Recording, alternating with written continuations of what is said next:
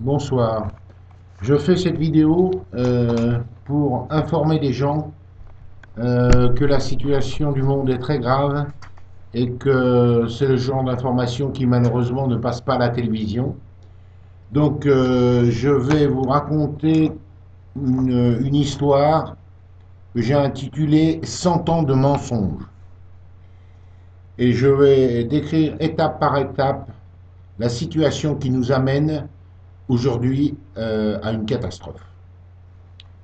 Donc, il y a presque 100 ans, en 1913, des banques privées ont fondé la Fed, la réserve fédérale, donc qui est la banque centrale des USA.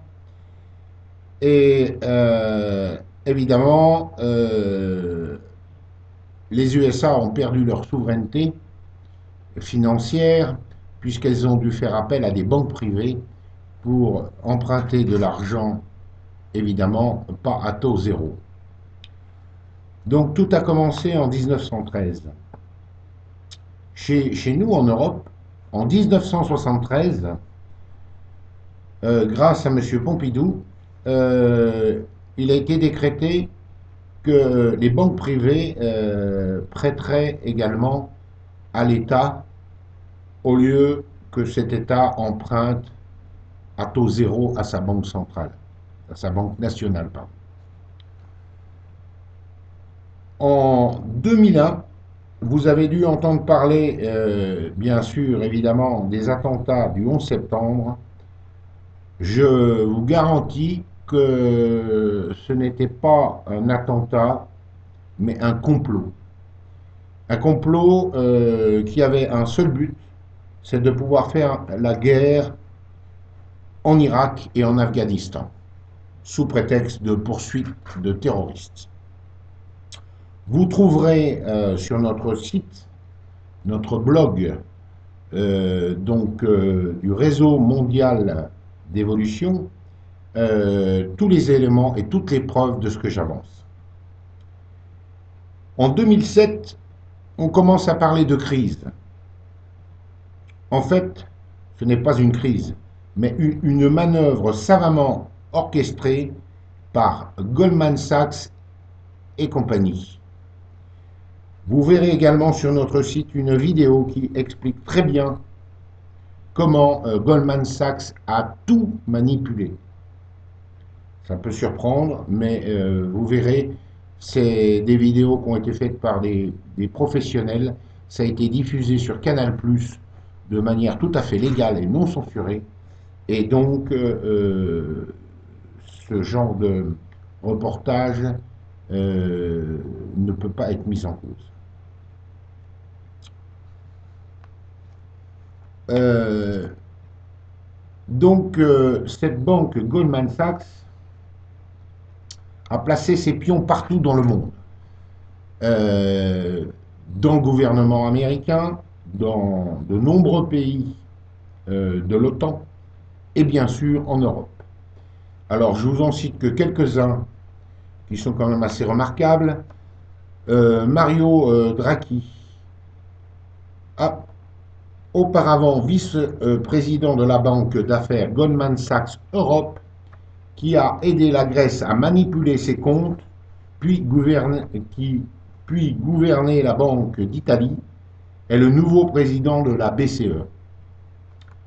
Luka Papademos, ancien dirigeant de la Banque centrale grecque de 1994 à 2002, puis vice-président de la BCE de 2002 à 2010, ne pouvait rien ignorer des comptes grecs falsifiés.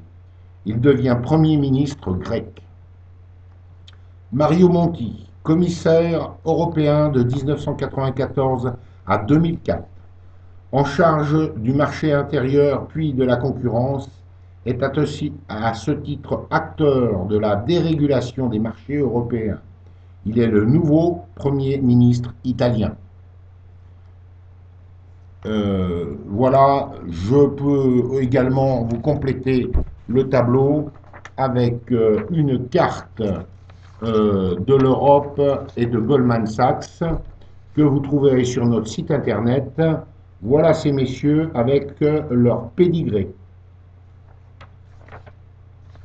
Nous continuons, nous arrivons donc 2011-2012, nous y sommes.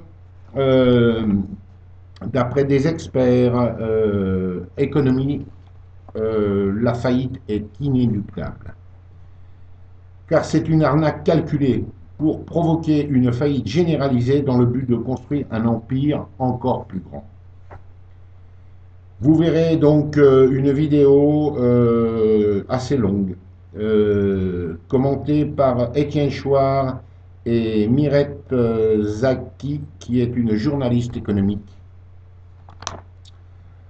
Euh, Autre arnaque. Alors donc ça c'est pour dénoncer donc l'arnaque de la dette publique qui en fait n'est qu'une manœuvre de ces messieurs les banquiers. Les retraites sont aussi une arnaque. La croissance en Europe est stoppée et aucune solution de relance est crédible. Chose matériellement impossible car nous ne pouvons rivaliser contre les pays émergents qui ont des coûts de main-d'œuvre et de charges 10 à 100 fois inférieurs à nous Européens. La pyramide des âges et l'espérance de vie fait qu'il y a trop, il y a trop de retraités par rapport aux actifs. Alors ça, c'est facile à voir sur un simple dessin que vous verrez donc sur notre site internet, enfin notre blog, où c'est clair que vu la pyramide des âges, je ne vois pas comment ça peut fonctionner. En plus, les cotisations encaissées pour ces retraites sont volatilisées instantanément, puisque la France est à 1800 milliards de dettes qui augmentent de façon exponentielle. Allez voir sur Internet, vous tapez compteur de la dette, et vous allez voir en 5 minutes ce que la France, enfin comment la France s'endette en 5 minutes. C'est impressionnant. Ceux qui pensent avoir une retraite complémentaire privée et qui les protège ont tout faux également, puisque la faillite des banques entraînera la faillite des assurances. Maintenant, vous savez qu'on arrive en période électorale. Je voudrais quand même vous informer que l'UMP et le PS sont deux partis qui sont complètement vendus, c'est le terme courant, ou plus exactement à la botte de la haute finance. Vous verrez sur notre site des vidéos qui sont très explicites sur le sujet. Maintenant, chose aussi très importante, nous devons protéger les nations contre la mondialisation. Effectivement, nous avons vu que une mafia que certains appellent les Illuminati, le fameux club Bilderberg, pardon, gouverne le monde réellement et n'ont qu'une ambition, c'est de dominer la planète entière avec ce qu'ils appellent le nouvel ordre mondial. Notre cher président Sarkozy en a publiquement parlé, mais de manière très édulcorée, évidemment. Donc, nous avons décidé, nous sommes un petit groupe, et nous avons décidé de faire un réseau de résistance pour résister à ce tsunami économique qui nous arrive. Donc, là, on aborde des questions justement de nationalisme pour lutter contre la mondialisation, qui est en fait voulu par ce fameux nouvel ordre mondial, parce que abattre les frontières, c'est très pratique pour les multinationales, pour les vagues d'immigration qu'on exploite, et les paradis fiscaux et tout ce que vous pouvez imaginer qui va bien. J'aborde un dernier point, c'est que il est indispensable, de toute façon, on n'a pas le choix, la décroissance va s'imposer à nous. Alors, soit on la subit bêtement, soit on essaye de la gérer. Il faut savoir que si tous les 7 milliards d'humains voulaient vivre comme un Européen ou un Français moyen, il faudrait au moins 3 planètes. Ce qui veut dire que si on veut être équitable envers la population mondiale, il est donc indispensable de réduire notre impact, notre consommation. Vous verrez des vidéos très bien expliquées par Monsieur Serge Latouche sur le sujet. Une phrase toute simple, de plein de bon sens, que aucun politique ne prononce, c'est que toute personne croyant qu'une croissance exponentielle peut durer infiniment dans un monde fini est soit fou, soit économiste. Dernier point, les peuples sont totalement manipulés par les médias.